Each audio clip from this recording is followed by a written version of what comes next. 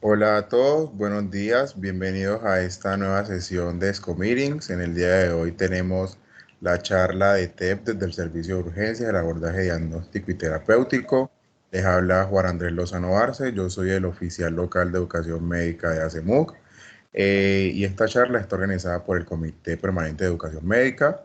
El Comité Permanente de Educación Médica tiene un fin y un objetivo con estas charlas, que es como elevar ese conocimiento y esa calidad académica de todos sus asistentes desde una manera íntegra, y ahora más adelante les vamos a colocar un video para que se enteren más sobre este proyecto.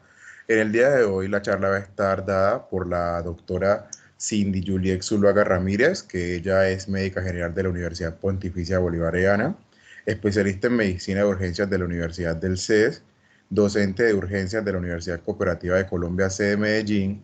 Está vinculada con la línea de investigación de medicina de urgencias y toxicología del CES y es urgentóloga del Hospital Manuel Uribe Ángel. Entonces, ella nos va a acompañar en el día de hoy haciendo la charla y todo eso para que estén atentos.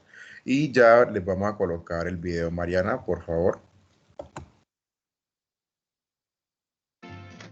Como estudiantes de medicina, cada día tenemos la necesidad de actualizarnos en conocimiento, recordar temas vistos anteriormente e interactuar entre nosotros para compartir información.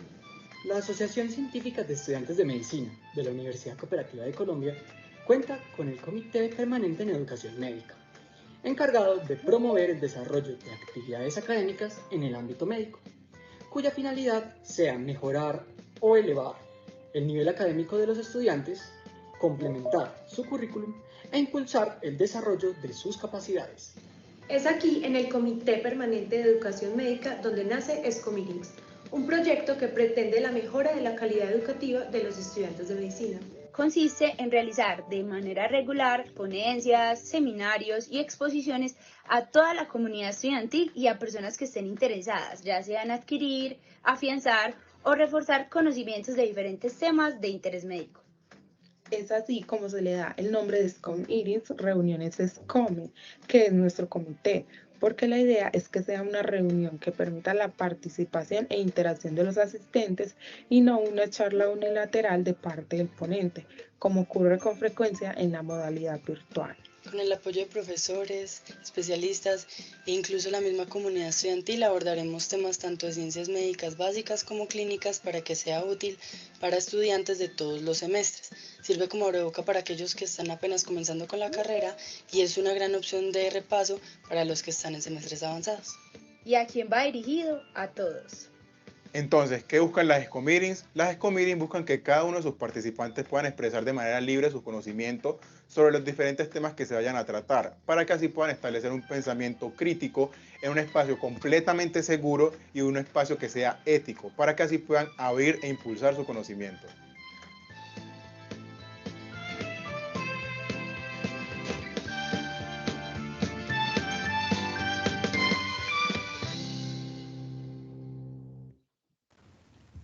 Muchísimas gracias, Mariana. Ya los dejo en compañía de la doctora Cindy. Doctora, puede proseguir.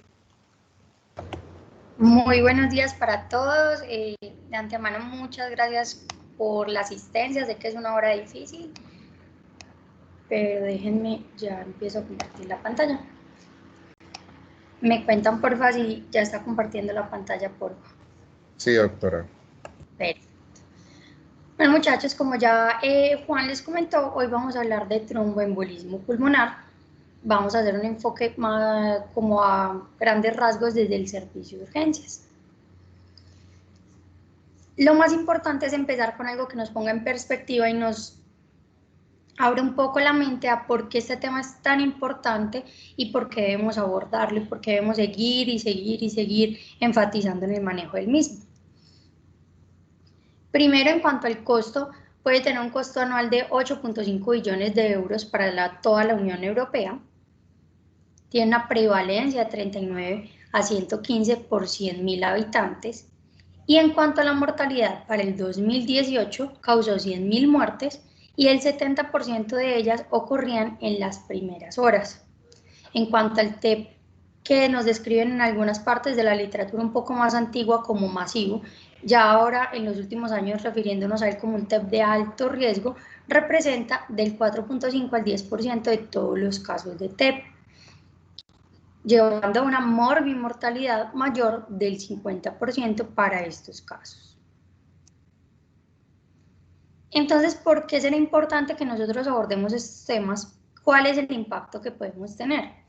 Entonces yo los invito a que nos rompamos la cabeza y que cada vez pensemos más en este diagnóstico como un diferencial, no pensarlo por pensarlo, pero sí llenarnos de motivos y tenerlo en la vista como un diferencial, porque un diagnóstico temprano y oportuno puede disminuir la mortalidad hasta en un 7%. Entonces será importante siempre que hagamos un abordaje muy adecuado sintomático y que dentro de los diferenciales que podamos tener en un paciente con disnea, con dolor torácico, pues podamos considerar la posibilidad de un tromboembolismo pulmonar.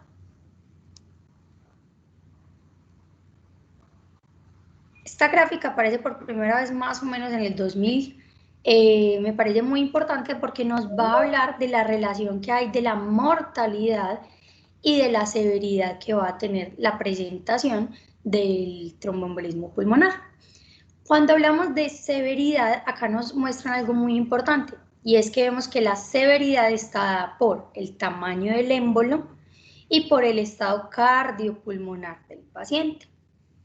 Adicionalmente, vemos que un paciente estable hemodinámicamente tiene una mortalidad muy baja, menor del 10%.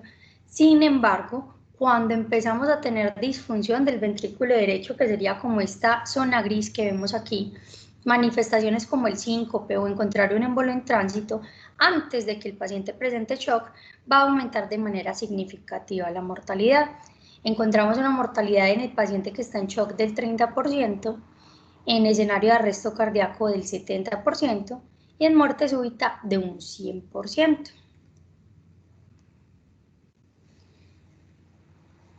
En esta parte es importante que recordemos cuál va a ser el impacto que se va a presentar después de que yo tengo una alteración obstructiva en la circulación pulmonar.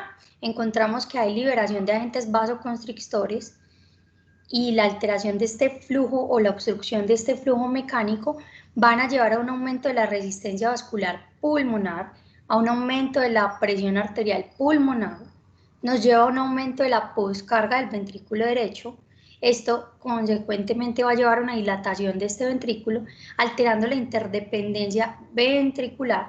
Recuerden que vamos a tener una relación muy estrecha entre el volumen que yo puedo albergar en el ventrículo izquierdo, dado por la capacidad, o si tengo una alteración, una desviación del septo o un aumento en el volumen del ventrículo derecho, pues va a disminuir posteriormente la capacidad de lo que yo puedo albergar en el ventrículo izquierdo. Recuerden ese concepto de interdependencia interventricular que va a ser muy importante cuando empecemos a hablar de shock. Y todo esto nos va a llevar a una falla cardíaca del ventrículo derecho. Miren adicionalmente que algunas de las alteraciones que se presentan con la dilatación del ventrículo y la alteración de la interdependencia ventricular nos van a llevar a una disminución de la perfusión coronaria e incluso nos pueden llevar a alteraciones isquémicas de este mismo ventrículo. Recordando un poquito de historia y por qué llegamos hasta aquí en el diagnóstico de esta enfermedad, encontramos que el primer artículo que se publica sobre diagnóstico y tratamiento de esta patología se publica en 1967 por el doctor Lewis Dexter, que es un doctor de Harvard. Posteriormente, en ese año, se empieza a establecer la escanografía pulmonar como el método diagnóstico de elección, pero es entre 1964 y 1976 cuando se empieza a hablar de angiografía pulmonar. ¿Qué permite la angiografía pulmonar en esos pacientes cuando se empezó a hacer el diagnóstico con la misma? Hacer una confirmación hasta en el 74% de los pacientes. Entonces eso nos quedamos por allá en 1976. Entonces, ¿qué tenemos ahora para hacer el diagnóstico? Nuevamente, y yo creo que es algo muy importante y que van a ver que a lo largo de mi charla siempre les voy a resaltar, y es la presentación clínica del paciente, es la evaluación clínica del paciente. Yo creo que eso es uno de los componentes más importantes que nos puede llenar de pistas y de qué es lo que realmente podemos hacer desde una baja complejidad, incluso para poder generar una sospecha diagnóstica sólida. Entonces la pregunta en este punto sería, ¿cuáles serían los síntomas más frecuentes de TEP desde el servicio de urgencias? Por allá en el 2011, se publica un estudio que se llama el Emperor y nos trae una revisión de cuáles serán los síntomas y signos y la presentación más frecuente del TEP en el servicio de urgencias. ¿Qué encontraron los autores? Que la disnea en reposo se presenta en un 50%, siendo el síntoma más frecuente. El dolor torácico pleurítico se describe en el 39% de los casos. La disnea con ejercicio se presenta en un 27% y los pacientes pueden presentar tos sin hemoptisis hasta en un 22% de los casos. Y entonces me van a decir, doctora, pero el síncope que nos vienen hablando tanto de ellos últimamente, de busca el síncope se presenta mucho, ¿qué tan frecuente es en el servicio de urgencias? Pues para este mismo estudio encontramos una incidencia del 5.5%. Entonces ustedes me van a decir, venga, un momentico, pero si a mí me habían dicho que casi un cuarto de los pacientes se van a presentar con síncope y que en el paciente con síncope yo debería buscar activamente el TEP.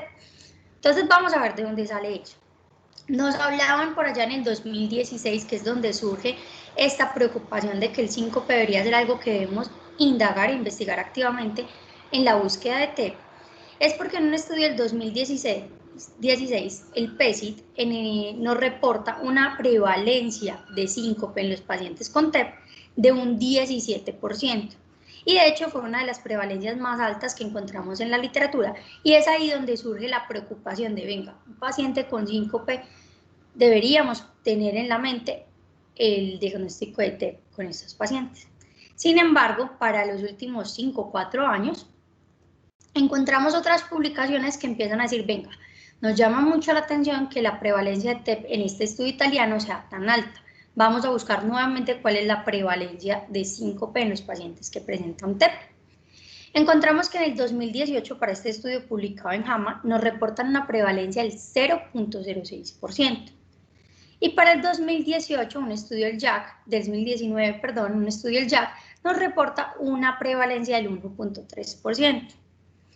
Entonces, ustedes me van a decir, doctora, y entonces el síncope y el TEP, ¿qué hago? O sea, si lo sospecho o no lo sospecho. Yo creo que lo más importante no es solo decir, todo el paciente con síncope hay que hacer la angioTAC. No, yo pienso que usted debe siempre individualizar el contexto de su paciente. Venga, su paciente vino con síncope, pero pregunte por los síntomas previos, qué fue lo que pasó, qué estaba haciendo. Recuerde que el síncope tiene muchas otras explicaciones. Tenemos ortostatismo, tenemos causas cardiovasculares diferentes al TEP. Entonces siempre pregúntese el contexto en el que ocurre el síncope, y sí, algunos pacientes con TEP pueden presentar síncope, pero siempre pregunte la historia que está alrededor de esta manifestación para que pueda hacer una sospecha sólida y diga, bueno, este paciente específicamente con síncope, yo debo descartar el TEP por estas y estas razones. El paciente tiene el examen físico esto, el paciente adicionalmente tenía estos síntomas previos, entonces usted genera una sospecha mucho más sólida y con eso pues puede apoyar y no perder el enfoque sindromático del paciente.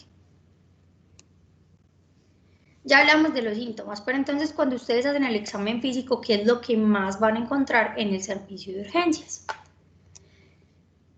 Realmente no hay muchas cosas muy específicas que ustedes puedan encontrar, sin embargo, un edema sugestivo de TBP lo pueden encontrar el 23% de los pacientes, pueden encontrar distrés respiratorio hasta en un 16%, y a la auscultación pulmonar pueden hallar crépitos en un 8% de los pacientes.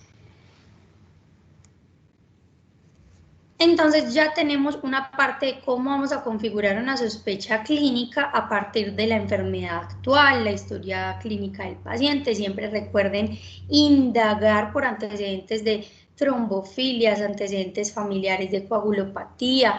Siempre piensen en estados procoagulantes que nos puedan dar un riesgo adicional para poder anexar a esa historia del paciente y llenarnos de motivos de por qué mi paciente podría tener un tromboembolismo pulmonar.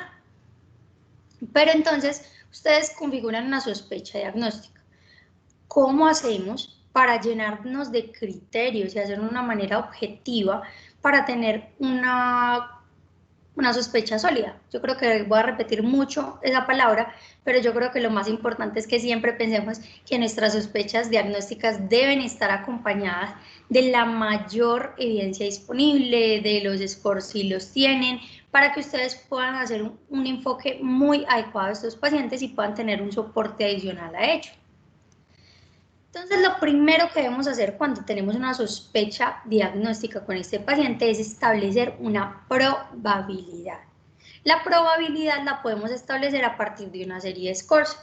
Los scores que tenemos principales van a ser el score de Wells y el score de Ginebra.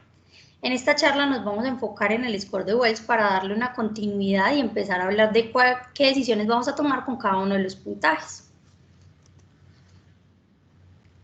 Primero, una cosa importante es que el score de Wells se crea a partir de un estudio que hace este hematólogo canadiense, el Dr. Wells. Inicialmente nos configuraba 3 escenarios, ahora hablamos de 2 escenarios para simplificar. ¿Cómo vamos a configurar estos 2 escenarios? Si un paciente tiene un puntaje menor o igual a 4, el TEP no es un diagnóstico probable, y si tiene el paciente un puntaje mayor de 4, el TEP es un diagnóstico probable. Recordemos algunas de las variables que tiene este score. Nos habla de síntomas y signos sugestivos de TBP. Nos pregunta si el diagnóstico de TEP es un diagnóstico probable o es igualmente probable que los diagnósticos que tenemos en la mesa en este paciente. Una frecuencia cardíaca mayor de 100, la inmovilización por lo menos 3 días o la cirugía en las 4 semanas previas al cuadro sintomático del paciente. Nos pregunta si el paciente ha tenido un diagnóstico previo de TEP o de TBP. Nos pregunta si el paciente ha tenido hemoptisis y si ha tenido diagnóstico de malignidad y está con tratamiento en los últimos 6 meses. Entonces ya dijimos que vamos a partir en 2 a partir de este score de Wells. ¿Cómo vamos a partir en 2? Menos de 4, menor o igual a 4, el diagnóstico de TEP no es probable, y mayor a 4, el TEP es un diagnóstico probable. Pero entonces, ¿yo qué puedo hacer en ese escenario donde el TEP no es un diagnóstico probable? ¿Cómo me lleno de motivos? ¿Le pido a todos un biomarcador o no lo hago?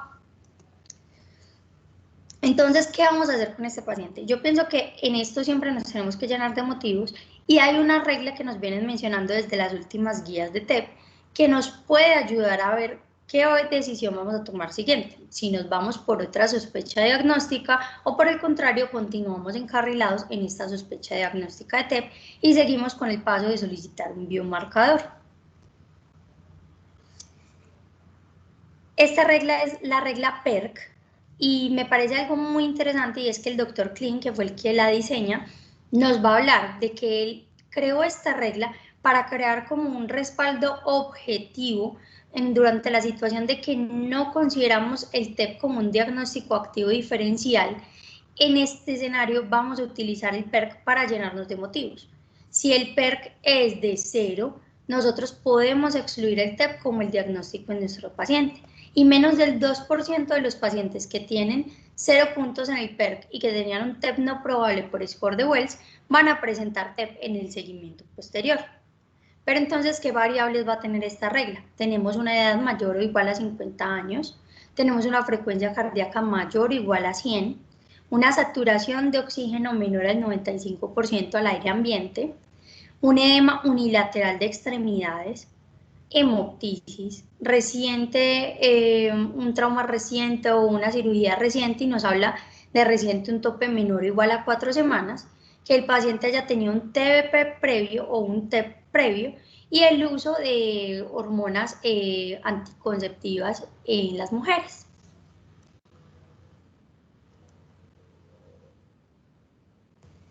Entonces ya tenemos una parte del camino, tenemos que podemos dividir, hacemos la sospecha diagnóstica a partir de la enfermedad actual, de la historia clínica del paciente, de la configuración de síntomas que tiene el paciente, del examen físico. Posteriormente vamos a aplicar una escala de probabilidad, el Wells o el Ginebra, en este caso estamos hablando del Wells. A partir del Wells vamos a aplicar la regla de PERC si tenemos un TEP no probable, y ya vamos a ver qué vamos a hacer después de que tengo esto. Entonces, el score de Wells me va a plantear 2 escenarios. El TEP es no probable o el TEP es probable. Si el TEP es no probable, yo voy a aplicar la regla PERC. Si tengo 0 puntos, voy a pensar en otro diagnóstico. Sin embargo, acá quiero ser enfática en algo, y es que si usted tiene una sospecha clínica muy fuerte de TEP, aunque tenga todo esto, siempre obre a favor de su paciente y de su sospecha clínica. Si por el contrario usted tiene un PERC mayor o igual a 1, usted debe solicitar el dímero D en ese paciente para descartar un TEP. En el escenario del TEP probable, usted no necesita biomarcador, usted inmediatamente lo que debe hacer a continuación es indicar una imagen diagnóstica. Imagen diagnóstica tenemos muchas, tenemos el angiotac de tórax, tenemos la gamografía de ventilación perfusión y en algunos pacientes, como en el escenario de las embarazadas, podemos utilizar el ecodoppler de miembros inferiores. Pero entonces, ¿qué ayudas diagnósticas tengo en este escenario? Primero, pues tenemos el biomarcador, que será una de las ayudas más importantes, y más aún en ese escenario de TEP no probable, no en el escenario de TEP probable, ya vamos a ver por qué. Primero, recordemos qué es el dímero D. El dímero D va a ser un indicador de la activación de un fenómeno de coagulación. Va a estar aumentado cuando tenemos un coágulo en sangre que se está degradando por acción de la plasmina. Recuerden que este va a ser un producto de degradación de la fibrina. Y la primera vez que nos empiezan a hablar del dímero D relacionado con enfermedad tromboembólica, estamos hablando de 1990 con este actor Bonomox, que nos reporta los niveles elevados en estas patologías. Y es ahí cuando empezamos a sentar las bases para su uso en la búsqueda de este diagnóstico. Una de las cosas más importantes o las características más importantes del dímero D es que nos permite un adecuado rollout en el servicio de urgencias hasta en un 30% de los pacientes. Su beneficio o su mayor atributo es que si el dímero D es negativo, podemos descartar de manera segura el TEP en estos pacientes de escenario de TEP no probable. En general, el dímero D tiene una sensibilidad del 90% con una especificidad baja del 37.5% y su valor es mucho mayor en este escenario que les he dicho de baja probabilidad donde el TEP no es probable. ¿Por qué? Si ustedes miran acá este cuadro, ponemos de acuerdo a la probabilidad cuál va a ser la sensibilidad de este biomarcador y encontramos que en cuanto más baja es la probabilidad, tenemos una sensibilidad del 100%, que es lo que buscamos con esta herramienta para evitar el uso de herramientas diagnósticas adicionales que uno podrían generar eventos adversos, nefropatía, reacciones alérgicas, anafilaxia. Además, el costo que va a ser para el sistema una imagen diagnóstica que no era necesaria en ese paciente, además de los tiempos de espera que se van a prolongar en el servicio de urgencias. Entonces ya hablamos de qué es el dímero D, ya hablamos de la sensibilidad, pero entonces cuando hablo de que el dímero D es positivo, vamos a revisar los puntos de corte. Entonces cuando yo tengo menos de 50 años, mi punto de corte va a ser más de 500 miligramos por mililitro y esto me va a permitir una exclusión hasta el 30% de los pacientes. Sin embargo, cuando yo tengo más de 50 años y utilizo ese punto de corte, solo voy a excluir 6.4% de los casos. Es por esto que se crea un ajuste a este rango o a este punto de corte, haciendo una modificación de acuerdo a la edad del paciente. Entonces, mi paciente de más de 50 años, mi punto de corte va a ser la edad por 10 miligramos por mililitro. Cuando yo estoy por encima de este punto de corte, ya voy a tener una exclusión igual a la que tenían los pacientes de menos de 50 años y voy a excluir nuevamente el 30% de los casos. Una claridad, y yo creo que esto es algo de lo más importante, y es el adecuado uso y el adecuado o el razonamiento, por decirlo así, de la solicitud de este paraclínico. Y es que si usted usa bien el dímero D, usted puede excluir un caso por cada 3 pruebas realizadas.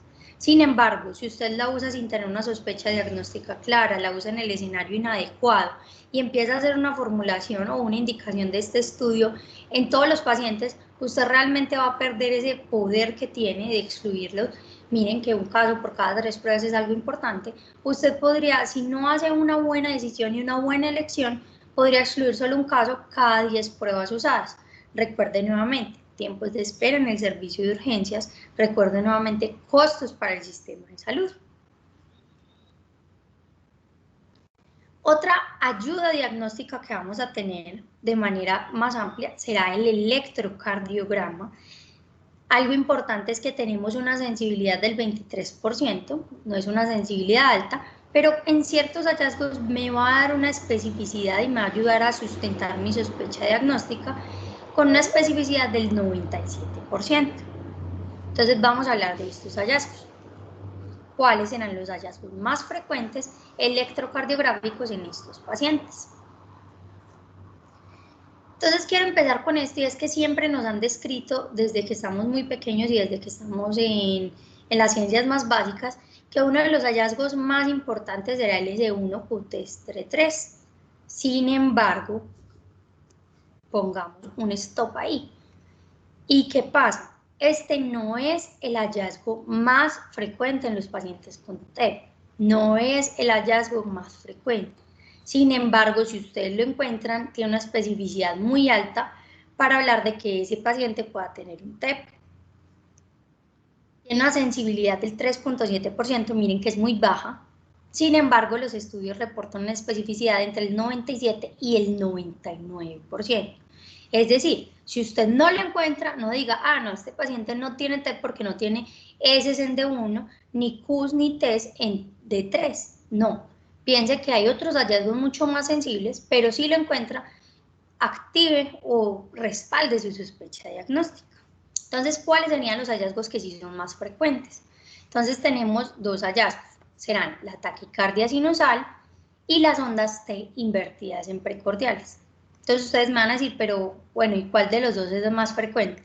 Realmente esto va a depender de la serie de casos. Las últimas dos series de casos que están reportadas en la literatura nos van a reportar la taquicardia sinusal entre un 38 y un 42% de los casos, mientras que las ondas T invertidas nos las reportan en un 29 o un 44% de los casos.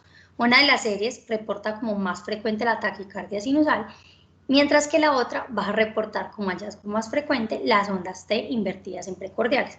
¿Qué les digo yo? Utilicen las dos, busquen las dos activamente, también busquen el S1Q3T3, sin embargo recuerden que si no lo encuentran no quiere decir que ese paciente no tenga T. Ahora vamos a hablar de las imágenes. Entonces ahí seguiríamos en el paciente que estamos enrolando desde el inicio.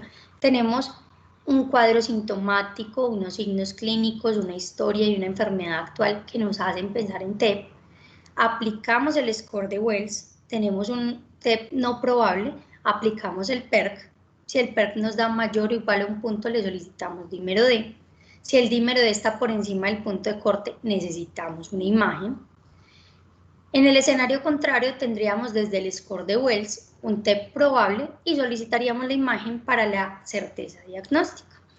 Dentro de las imágenes que tenemos, quiero empezar con el rayos X de tórax. Si bien no es el gold estándar para el diagnóstico, es una herramienta más ampliamente disponible y que nos puede ayudar en ciertos diferenciales. No quiero decir que a todos los pacientes con TEP hay que pedirle rayos X de tórax, pero a usted les puede ayudar ciertos hallazgos a empezar a llenarse de motivos y, como digo yo, respaldar esa sospecha diagnóstica, hacerla mucho más sólida, mientras tiene la disponibilidad de la imagen gold estándar. Entonces, una cosa importante es que el rayos X de tórax puede ser normal en el 40% de los casos. En el 16% de los casos usted puede encontrar atelectasias o derrame pleural asociado. Y hay unos signos que nos han hablado también desde que estamos pequeños en semiología, cuando estemos viendo imágenes, cuando estamos revisando el paciente, y nos han hablado del signo de Westermarck o la oligoemia focal y de la joroba de Hampton. Respecto al signo de Westermarck, que sería esa zona de opacidad, no, de radiolucidez, está escrito desde 1938, tiene una baja sensibilidad, es del 14%, sin embargo tiene una especificidad del 92%.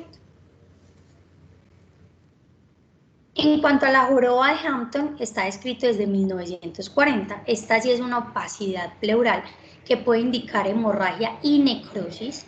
La sensibilidad nuevamente, como decimos, es baja, es del 22%, sin embargo su especificidad es un poco más alta, hasta el 82%. Entonces ya saben, si tengo rayos X de tórax normal no quiere decir que no tiene TEP, si tiene un hallazgo focal, ustedes tienen que pensar si esto se relaciona o no con su sospecha de TEP, pero tampoco le va a descartar. Si usted tiene un hallazgo normal, si usted tiene un hallazgo patológico, la joroba, usted igual necesita exactitud diagnóstica y necesita el gold estándar. ¿Cuál será el gold estándar para el diagnóstico? Será el angio-TAC de tórax.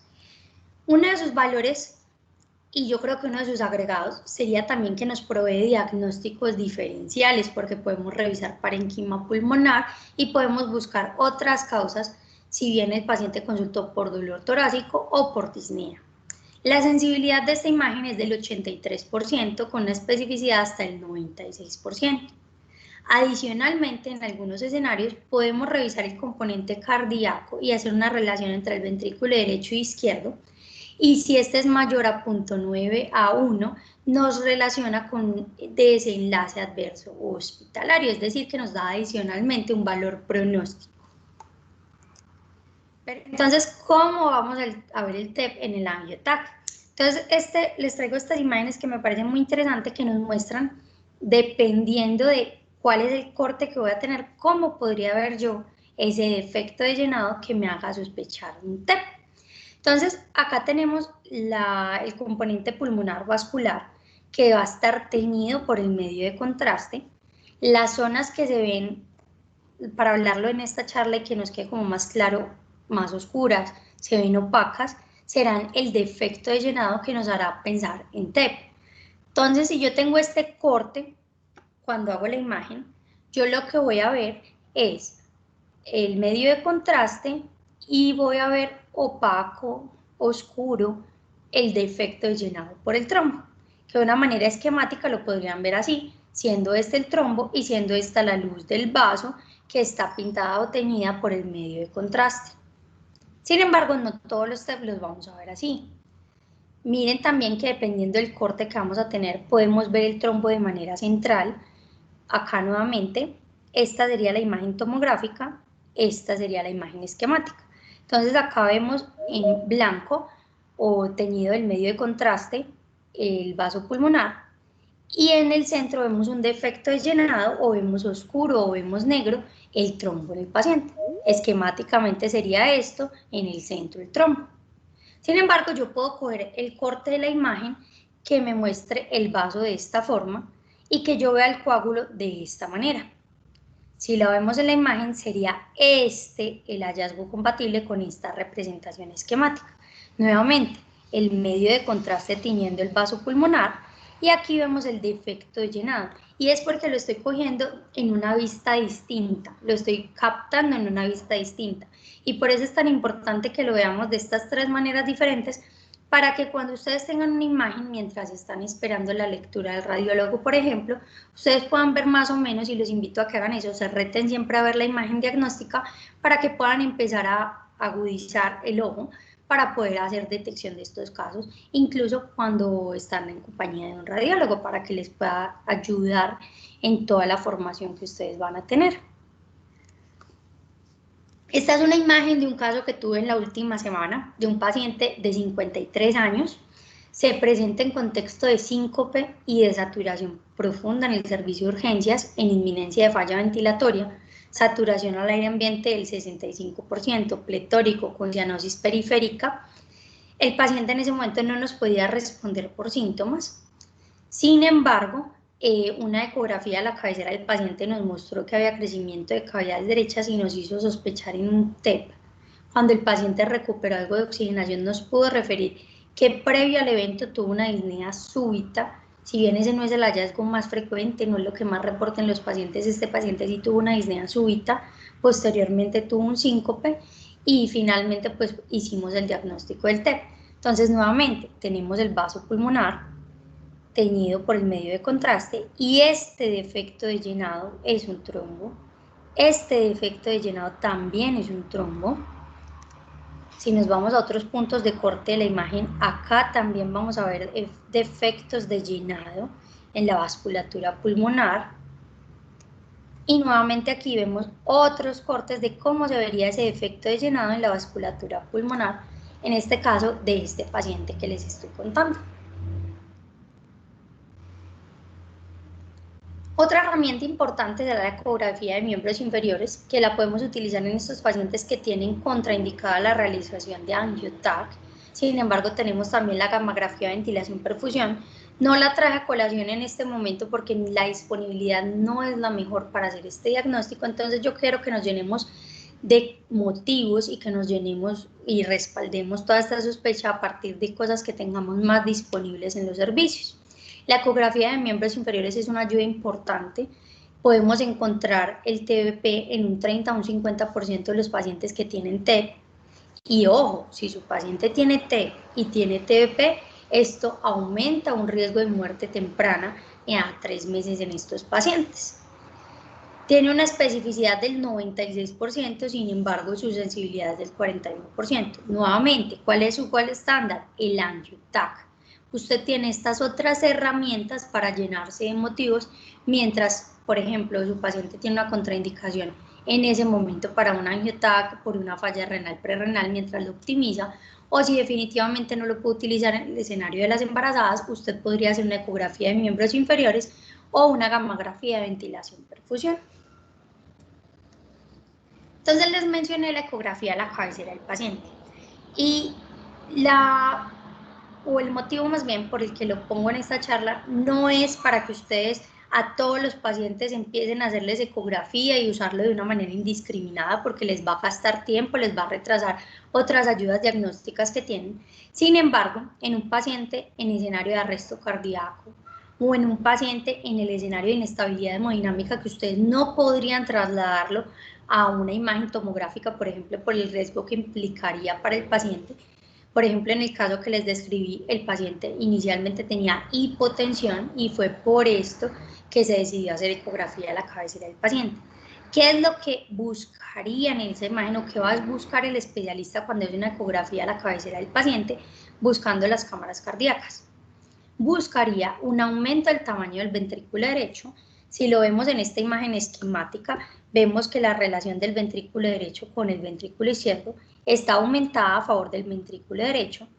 Adicionalmente, vemos en esta otra imagen o en esta otra proyección que podemos tomar a partir del uso del ecógrafo, cómo se aplana el septum interventricular y vemos un signo de D. Esto quiere decir que el ventrículo derecho está aumentando su volumen, está aumentando las presiones y por esto el septum interventricular está aplanado y va a disminuir finalmente el volumen y como les decía, ahora la interdependencia ventricular se va a ver afectada. Miren que el área va a ser mucho menor de lo que nos va a poder albergar ese ventrículo izquierdo. En una imagen podríamos verlo de esta forma, respondería a la forma esquemática que vemos en esta primera imagen. También hay otro signo que se describe que es el signo de McConnell, que es ver una punta hiperdinámica. Listo, usted aplicó las escalas de probabilidad o el score de Wells, le dio una probabilidad, perdón, no baja, sino TEP no probable, le realizó el PERC, le dio mayor o igual a un punto, le hizo el dímero D, por lo cual debió hacer la imagen diagnóstica, o tuvo un score de Wells con un TEP probable y debió hacer la imagen, confirmó su diagnóstico de TEP. ¿Qué es lo que sigue? Lo que sigue es estratificar el riesgo. ¿Cuál es el riesgo de ese paciente? Y ya vamos a ver qué es lo que implica este riesgo. Nos va a implicar tanto la disposición del paciente como los riesgos adicionales que va a tener la observación de este paciente. ¿Qué parámetros tengo para estratificar el riesgo del paciente? Tengo 3 tipos de parámetros. Tengo un tipo de parámetro clínico, tengo parámetros de laboratorio de química sanguínea y tengo parámetros imagenológicos. Los parámetros clínicos me van a preguntar por inestabilidad hemodinámica y aquí puedo aplicar un score muy importante, el PESI score, y les recuerdo, esta es la palabra clave de la charla, PESI. En los parámetros de laboratorio voy a buscar injuria miocárdica a través de biomarcadores, el más común o el más usado será la troponina. Y en las imágenes yo debo buscar activamente la disfunción del ventrículo derecho. Esto puede obtenerlo a través de un ecocardiograma transtorácico o de una angiotomografía, que como dijimos hay algunos momentos donde podemos ver esta relación ventricular. Empecemos por los parámetros clínicos. Entonces, ¿qué será un TEP de alto riesgo? Un alto riesgo, los parámetros clínicos de mayor riesgo serán que el paciente tenga un paro cardiorrespiratorio, que tenga un shock obstructivo, una presión arterial sistólica menor de 90, o que requiera un vasopresor para mantener una presión arterial sistólica mayor de 90, y la evidencia de hipoperfusión de órgano terminal. En este caso podríamos hablar de ácido láctico, pero este sería un I, no un O. Y el paciente que tiene hipotensión persistente, una presión arterial sistólica menor de 90 milímetros de mercurio, o que presente una caída de más de 40 milímetros de mercurio de la presión arterial sistólica con una duración de más de 15 minutos, y en quien yo no tengo otra explicación para esta hipotensión, no tengo explicación en hipovolemia, no tengo explicación en arritmias y no tengo una explicación en la sepsis. La troponina. Entonces la troponina será un parámetro objetivo de la química sanguínea que nos va a determinar si existe o no injuria miocárdica. El punto de corte será por encima del límite normal para la marca que ustedes estén usando en su institución. Esta puede encontrarse elevada entre el 30 al 60% de los casos y se asocia a muerte y desenlaces adversos cardiovasculares en este escenario. En cuanto a la disfunción ventricular derecha, les dije, tenemos la forma de hacerlo por ecocardiografía o por angiotomografía. En la parte del ventrículo derecho, en el ecocardiograma, verlo aumentado de tamaño, ver el septum aplanado como les había mostrado la cabellera del paciente, la relación del ventrículo derecho e izquierdo mayor a 1, un signo de McConnell con una punta hiperdinámica y un TAPSE, que es la excursión que va a hacer la válvula tricúspide menor de 16 milímetros, o ver un trombo en las cavidades derechas. Si yo tengo una relación de ventrículo derecho con ventrículo izquierdo mayor a 1 y un TAPSE, que es de la excursión de la válvula tricúspide menor de 16 milímetros, en el ecógrafo voy a tener un desenlace adverso asociado en estos pacientes, un desenlace adverso cardiovascular importante. En la tomografía, nuevamente, puedo ver la relación del ventrículo derecho e izquierdo, puedo ver arqueamiento septal, un émbolo proximal, buscar si hay hallazgos asociados de hipocinesia del ventrículo derecho. Todo esto va a estar asociado como hallazgos de ecocardiográficos de disfunción ventricular. Y los tres hallazgos que les acabo de mencionar, aumento de la relación del ventrículo derecho e izquierdo, arqueamiento septal y un émbolo proximal, los tres juntos tienen un valor predictivo positivo para desenlaces adversos del 54.5%. Es decir, ustedes de esto pueden tener mucho mano para poder decir qué va a pasar con este paciente y cuál podría ser el desenlace y el pronóstico de este paciente. Pero ¿qué tan frecuente es que yo encuentre la disfunción ventricular derecha en estos pacientes? Realmente la puedo encontrar en el 25% de los pacientes. Y el trombo intracavitario solo se presenta en el 5% de los pacientes. No es algo tan frecuente, pero siempre tengo que buscarlo activamente, y ya vimos que es por el riesgo que implica de mortalidad y de desenlaces adversos cardiovasculares adicionales. Finalmente tenemos este parámetro que tiene como variables clínicas, netamente clínicas, que es el PESI score. Recuerden nuevamente, la palabra clave va a ser PESI. Este score lo desarrolla el doctor Aujeski con 15.531 pacientes, los toma desde una base de datos americana en el 2005. Él hace investigación principalmente en enfermedades tromboembólicas. ¿Qué criterios va a tener el PESI score? Nos va a tomar en cuenta la edad, el sexo del paciente, la historia de cáncer, historia de falla cardíaca, comorbilidad como enfermedad pulmonar crónica. Clínicos tenemos la frecuencia cardíaca más de 110 latidos por minuto, una presión arterial sistólica menor de 100 milímetros de mercurio, una frecuencia respiratoria mayor o igual a 30, una temperatura menor de 36 grados centígrados, la alteración del estado mental y una saturación al aire ambiente menor del 90%. De acuerdo a lo que ustedes van a configurar con estas variables, van a generar un puntaje que puede ir de 0 hasta por encima de 125. De acuerdo a este puntaje, ustedes van a tener una clase 1, 2, 3, 4 o 5. A medida que aumentan de clase 1 a clase 5, van a aumentar la mortalidad a 30 días, pero adicionalmente vamos a llegar con todo esto a qué escenario me voy a encontrar en mi paciente y cómo voy a clasificar estos escenarios. Entonces, finalmente, todo esto nos lleva a algo, y es a determinar el riesgo de mortalidad temprana en los pacientes.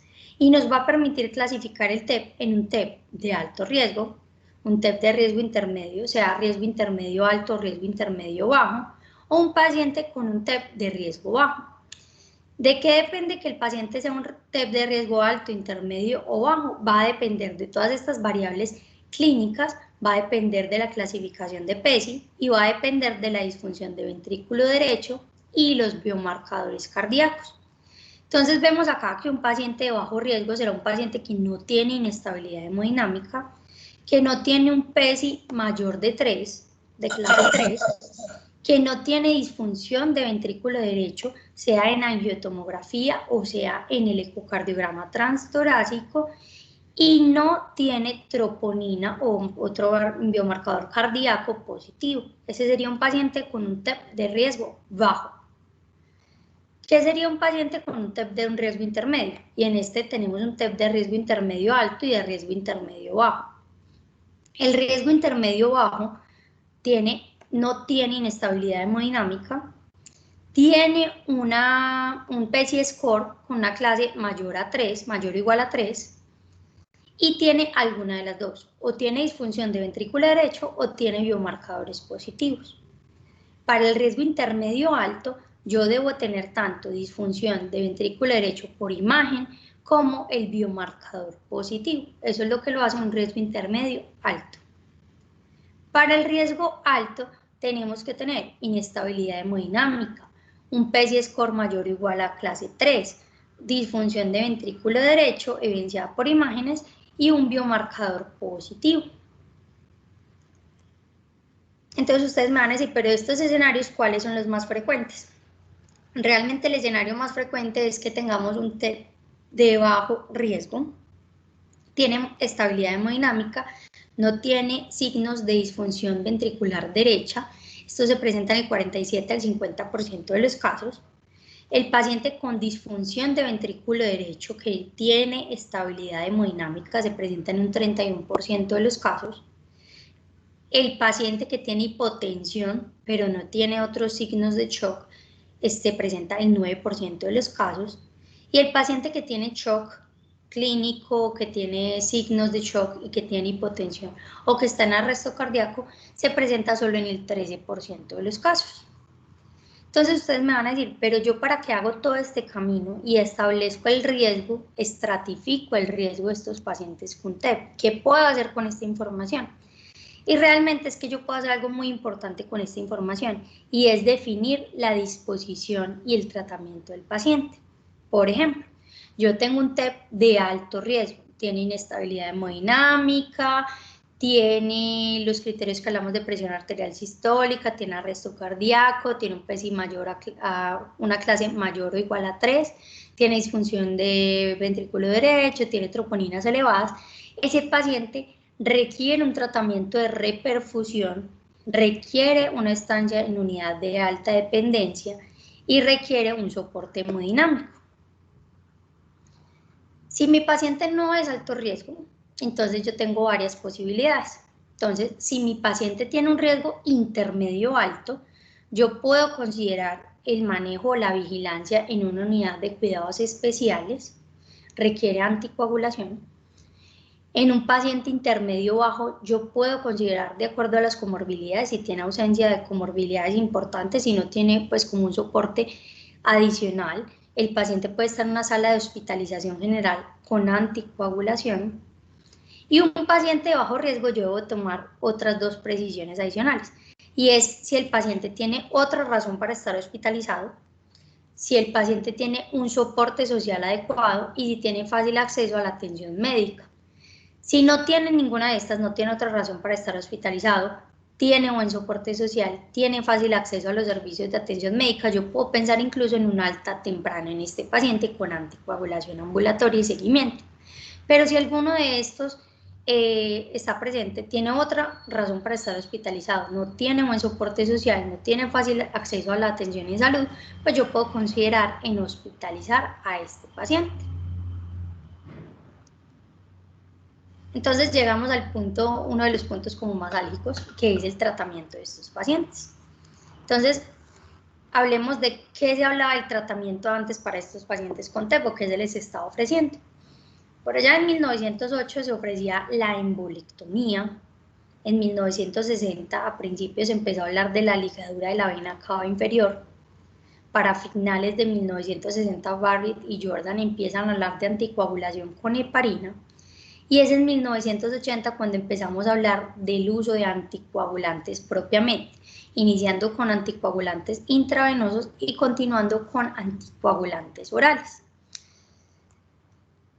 Primero vamos a empezar, como siempre les he dicho, empecemos con un soporte dirigido para identificar de manera temprana las necesidades del paciente e ir interviniendo cada uno de estos eslabones.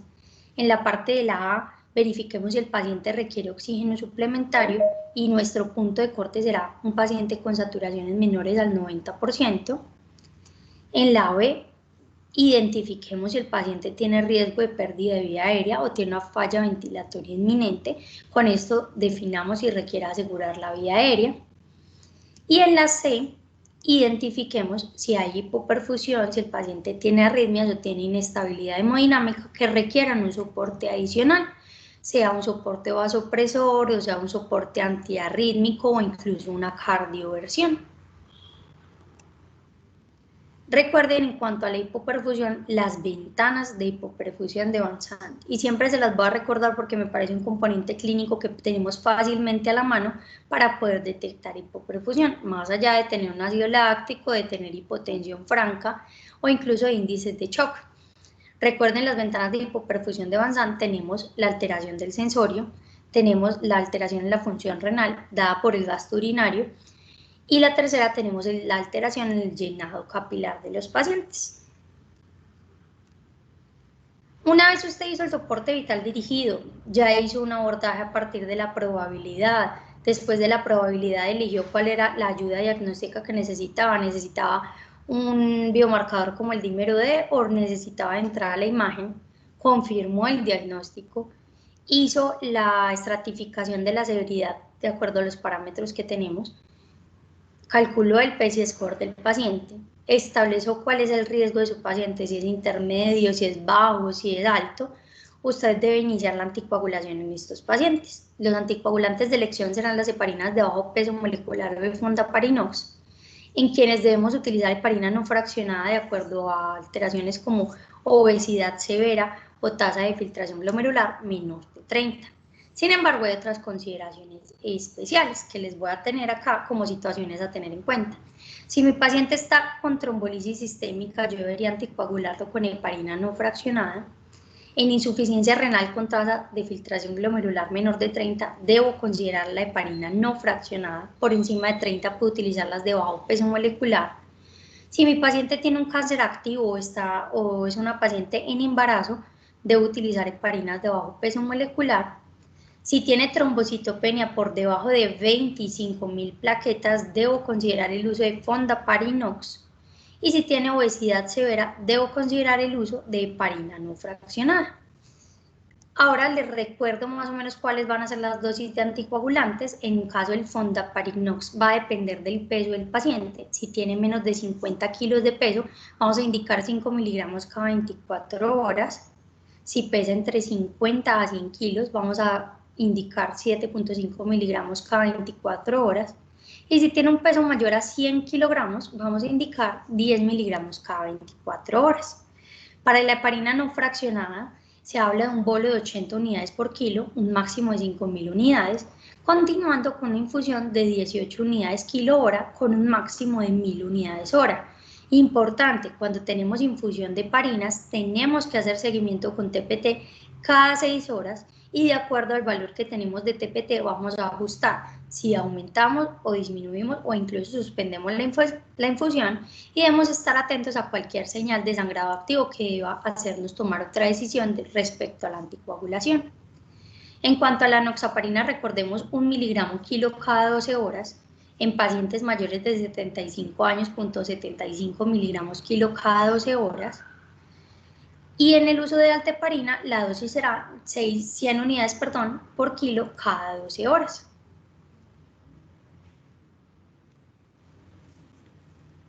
Ya hablamos de la anticoagulación, ya hablamos de riesgo, ya hablamos de enfoque diagnóstico.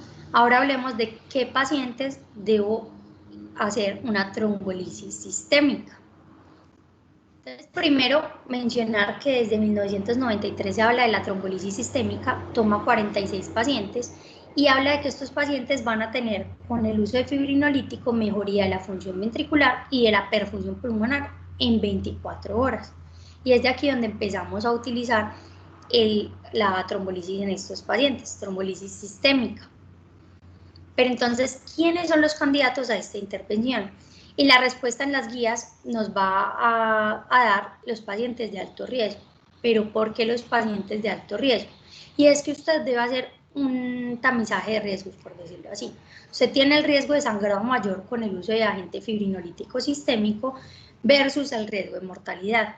En el paciente con alto riesgo, usted tiene un mayor riesgo de mortalidad, es decir, pesa más el riesgo de mortalidad versus el riesgo de sangrado con el uso del fibrinolítico. El escenario será el paciente de alto riesgo, y nuevamente les recuerdo que es el TEP de alto riesgo, paciente que requiere reanimación cardiopulmonar, un paciente en contexto de shock obstructivo con una presión arterial sistólica menor de 90 o que requiere vasopresores para mantenerla mayor a 90 milímetros de mercurio, un paciente que además de esto tiene hipoperfusión sistémica, tiene alteración del estado mental, piel fría, húmeda, oligoanuria, un paciente con aumento del lactato, un paciente con una hipotensión persistente, recuerden, una presión arterial sistólica menor de 90 o una presión arterial sistólica que cae más de 40 milímetros de mercurio por más de 15 minutos, que no encuentro causas en arritmias, en hipovolemia o en sepsis. Este es el paciente que se beneficia del uso de trombolisis. Usted debe determinar entonces, después de que estableció el riesgo, es que el paciente no tenga contraindicaciones para el uso del agente trombolítico. ¿Cuáles son las contraindicaciones absolutas para el uso de la fibrinolisis sistémica? Un paciente con historia de ACV isquémico o hemorrágico de origen desconocido, un paciente que tiene un ACV isquémico en los 6 meses previos, un paciente que tiene un diagnóstico de una neoplasia del sistema nervioso central, un paciente que en las últimas 3 semanas presentó TEC, tuvo una cirugía o tuvo un trauma mayor, un paciente con una diátesis hemorrágica o con un sangrado activo. En cuanto a las relativas, tenemos el AIT en los 6 meses previos, el paciente que viene recibiendo anticoagulación oral, el embarazo o la primera semana postparto, punciones arteriales en sitios no compresibles, es decir, sitios que yo no pueda acceder y pueda hacer un control directo con presión cuando presenta una manifestación como un sangrado, una resucitación traumática. Esto es importante tenerlo en cuenta en esos pacientes que llegan post paro cardíaco a nuestra institución y que sospechamos el TEP, una hipertensión refractaria, una presión arterial sistólica por encima de 180, recuerden que esta podría, por decirlo así, abordarla con uso de vasodilatadores, una enfermedad hepática avanzada, endocarditis infecciosa y una úlcera péptica activa. Entonces ustedes me van a decir algo, y es algo que nos vienen mencionando también hace mucho tiempo y que tiene diferentes posturas, y es si el paciente con riesgo intermedio se tromboliza o no se tromboliza. Realmente tenemos 3 estudios clásicos, el MOPET, el PAPET y tenemos el TopCode. Sin embargo, revisando la última evidencia en los últimos 6-7 años, encontramos estos artículos principales que nos hablan de trombolisis en pacientes con TEP de riesgo intermedio. Para el 2014, Nakamura nos habla de que no tiene beneficio la trombolisis de pacientes con TEP de riesgo intermedio en cuanto a la muerte o TEP recurrente, pero sí en deterioro hemodinámico. Es decir, esos pacientes no hacían deterioro hemodinámico. Sin embargo, vamos a ver más adelante que se los pongo pues como más puntual, solo el 5 al 7.5% de los pacientes con TEP de riesgo intermedio progresan a inestabilidad hemodinámica. Y si el paciente progresa a inestabilidad hemodinámica, pues tendría una indicación para hacer la trombolisis sistémica, porque ya estaría en un escenario de TEP de alto riesgo. Para el 2015, el Dr. Xu nos habla de que no hay beneficio en mortalidad, tiene menor deterioro hemodinámico y TEP recurrente. Para el 2019, Pilus nos habla de que estos pacientes tienen menor compromiso hemodinámico, pero que esto no va a afectar la mortalidad a corto, mediano y largo plazo de estos pacientes. Y para el 2020, uno de los más recientes que encontramos en este escenario de esta problemática de TEP de riesgo intermedio y trombolisis es el del Dr. Alcedo. Él nos habla que no hay diferencia en mortalidad y tampoco en TEP recurrente. Entonces, de lo que nos dicen en general, que nos queda acá como para pensar, bueno, no beneficia la mortalidad, pero bueno, nos puede ayudar en la recurrencia del TEP, que no se deteriore hemodinámicamente, y antes se hablaba también de que se podría tener un beneficio en la hipertensión pulmonar que pueden quedar en estos pacientes. Sin embargo, vamos a hablar nuevamente de la balanza de riesgos en estos pacientes. Entonces, vamos a tomar el sangrado mayor con una presentación en el 9.9% de pacientes que trombolizamos con TEP de riesgo intermedio. Sin embargo, la mortalidad de estos pacientes de TEP con riesgo intermedio es del 7%.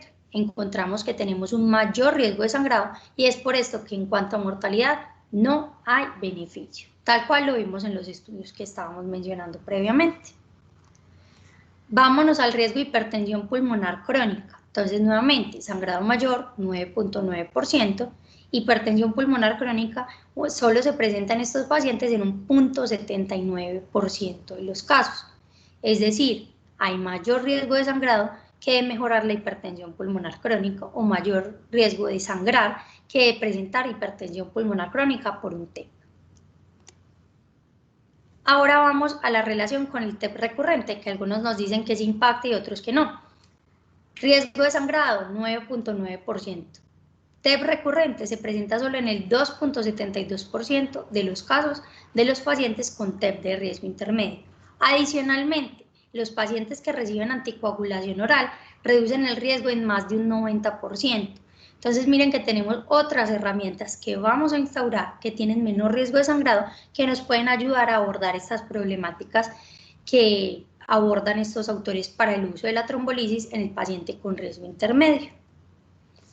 Nuevamente les menciono, importante, menos del 7% de los pacientes con TEP de riesgo intermedio va a progresar a inestabilidad hemodinámica y un TEP de alto riesgo. ¿Qué les quiero mostrar yo con la evidencia? Si bien hay una corriente de especialistas que prefiere trombolizar estos pacientes de riesgo intermedio, vemos que realmente tenemos otras herramientas para impactar estos desenlaces importantes que se evalúan en los estudios que están a favor del uso de la trombolisis. Ya vimos que no vamos a impactar en mortalidad, vimos que hay muchos estudios que nos muestran que no vamos a impactar en un TEP recurrente. Vimos que en cuanto a la progresión e inestabilidad hemodinámica no es lo más frecuente y si el paciente progresa en inestabilidad hemodinámica nos cambia el escenario y probablemente ese paciente sí requiere la trombolisis sistémica por el cambio de escenario que presenta. Y en cuanto a la hipertensión pulmonar crónica vimos que no es lo más frecuente y vimos que por ejemplo en el escenario de un TEP recurrente tenemos la herramienta de la anticoagulación para prevenir la recurrencia de esta enfermedad tromboembólica. ¿Cuáles son las recomendaciones tanto de la Sociedad Americana de Hematología con las guías del 2020 como de la Sociedad Europea con sus guías del 2019? Y ya ustedes tienen acá como una revisión de la evidencia. Los pacientes que no presentan inestabilidad hemodinámica, se sugiere realizar tratamiento solo con anticoagulantes. Se debería evitar la trombolisis incluso en el escenario que tiene disfunción de ventrículo derecho documentada. Entonces, importante que lo tengamos en cuenta, importante que hayamos visto la evidencia para que no traguemos entero y nos quedemos como solo porque lo dice la guía, sino que sepamos como a profundidad el por qué. pero sepan que existe evidencia de realizarlo. Hay algunos especialistas que hacen trombolisis en riesgo intermedio, algunos estudios que hacen trombolisis en riesgo intermedio hacen una dosis ajustada y toman la mitad de la dosis que se debería administrar para los pacientes. Entonces, ¿con qué puedo hacer trombolisis? Una vez definí que el paciente requiere trombolisis. Recuerden, la evidencia soporta la trombolisis en pacientes de alto riesgo. Puedo usar alteplasa, 100 miligramos en 2 horas. Puedo utilizar tenecteplasa, la dosis varía de acuerdo al kilo de peso que pese el paciente, de 30 a 50 miligramos máximo. La streptokinasa, hay un esquema que son 250.000 unidades en 30 minutos, para luego dejar una infusión 12 a 24 horas de 100.000 unidades hora. Y la uroquinasa son 3 millones de unidades para 2 horas. Estos serían los agentes que puedo utilizar, prefiriendo los primeros 2. Hay una cosa importante y es que las guías europeas ya no mencionan el tenecteplasa. No es porque no tenga evidencia para la trombolisis de estos pacientes, deberíamos considerar más bien qué hay detrás de que no subieran la tenecteplasa, porque realmente pues no es que haya mayor riesgo de eventos adversos con ella. Si la tienen disponible, úsenla. ¿Cuándo presenta el máximo beneficio el uso del agente trombolítico sistémico? Se presenta un mayor beneficio en la reperfusión cuando se usa en menos de 48 horas, sin embargo ustedes podrían usarlo hasta 14 días desde el inicio de los síntomas del paciente. Después de que ustedes trombolizan al paciente, ustedes ¿cómo verifican si la trombolisis fue exitosa o por el contrario fue fallida? La trombolisis falló si el paciente tiene inestabilidad hemodinámica persistente. Piense también en otras causas de inestabilidad hemodinámica posterior a la trombolisis, piense en sangrado, verifique. Y el paciente que no tiene cambio en la disfunción del ventrículo derecho después de 36 horas de la administración del agente. En estos pacientes ustedes podrían considerar una embolectomía o una trombolisis dirigida. Les menciono también que uno de los escenarios de alto riesgo será el arresto cardíaco. Entonces, para el uso del trombolítico en arresto cardíaco, tenemos principalmente el estudio PAPET y el TICA. Todos hablan de que hay un beneficio en el retorno de la circulación espontánea. Sin embargo, cuando uno revisa la evidencia de estos paros, tiene un mayor soporte, un mayor éxito cuando este paro es de manera intrahospitalaria. Sin embargo, pues hay soporte también para hacerlo en paro también que se presenta de manera extrahospitalaria. En trombolisis intraparo importante es que el mayor impacto es en la parada intrahospitalaria, la dosis es de 50 miligramos de alteplasa. Lo importante también que debemos recordar es que si usted fibrinoliza a su paciente intraparo, debe continuar la reanimación por lo menos 60 a 90 minutos. Entonces usted ya sabe que va a consumir su recurso de personal de enfermería, médicos y todas las personas que van a estar involucradas con la atención por lo menos 1 hora a 1 hora y media. Quiero concluir con esto y es cuáles son las decisiones críticas que debemos tomar con este paciente. Identificar los riesgos y el soporte que el paciente va a necesitar. Definir si el paciente requiere un dímero D, una imagen a partir del abordaje que hago desde una sospecha diagnóstica y luego la probabilidad pretest. El inicio de la anticoagulación de acuerdo al escenario que se presenta. Definir si el paciente requiere trombolisis sistémica o no. Y finalmente, definir dónde será la observación de ese paciente de acuerdo al riesgo o de acuerdo a las intervenciones que yo realicé en el paciente. Esto era lo que traía para el día de hoy. Les agradezco mucho la asistencia a quienes pudieron ponerse en contacto y conectarse a la charla. Ahora quedo atenta a las preguntas que puedan tener. Doctora, muchísimas gracias. Mira, te comento, las preguntas, hay 2 solamente, y una de ellas es, en la escala PESI, cuando tenemos en cuenta el criterio de falla cardíaca, ¿este ya debe ser diagnosticada por ecocardio o puedo tomarlo en cuenta solamente por clínica sugestiva del paciente? Realmente cuando el PESI nos pide que determinemos si existe disfunción ventricular derecha, nos lo pide a través de una imagen, sea el angioTAC o sea el ecocardiograma, no nos lo da por clínica. Ah, ok, perfecto. Y la otra es que dice, hay escenarios donde puede iniciar manejo anticoagulante sin tener el diagnóstico, es decir, simplemente con el score de Wells o Henneberg. Bueno, ¿qué pueden hacer ustedes? Digamos que ustedes tienen una sospecha clínica alta, ustedes tienen una probabilidad pretest alta, pero no tienen en ese momento el gold estándar. ¿Ustedes qué podrían hacer? Ustedes podrían dar la primer dosis. Recuerden que, por ejemplo, si ustedes tienen enoxaparina, es cada 12 horas que van a dar la administración del medicamento. Ustedes pueden dar la primer dosis, buscar el traslado o buscar que se le haga la imagen al paciente en esas próximas 12 horas y con eso ya ustedes podrían definir si le continúan el medicamento o no. En ese momento el paciente no estaría en full anticoagulación, le faltaría la dosis de las 12 horas. Con eso podrían llenarse como de motivos para poder tomar la decisión en ese paciente. Listo, doctora, muchísimas gracias por estar acá, por tomar de su tiempo y podernos explicar un tema tan importante como es el TEP. A todos los asistentes los invito a que sigan a la doctora en Instagram como @notas en urgencias, que sigan a ACEMUC como @ACEMUC, y también los invito a que estén pendientes del canal de YouTube de ACEMUC, donde se van a subir pues estas charlas. Va a haber un post-test que fue diseñado por la doctora, ya que ella dio las charlas y sabe qué información se dio. Recuerden que para poder obtener el certificado deben tener una asistencia a las 2 charlas, deben haber completado por lo menos un 70% de las respuestas buenas. Y bueno, estén pendientes que en el mes de mayo tenemos otro módulo que sabemos que les va a gustar mucho. Espero que se encuentren bien y que les haya gustado la charla. Recuerden llenar el formulario de asistencia y estar pendientes tanto en los grupos de WhatsApp como de Telegram. Doctora, muchísimas gracias y feliz día. Muchísimas gracias a todos ustedes, que tengan un feliz inicio de semana. Hasta luego.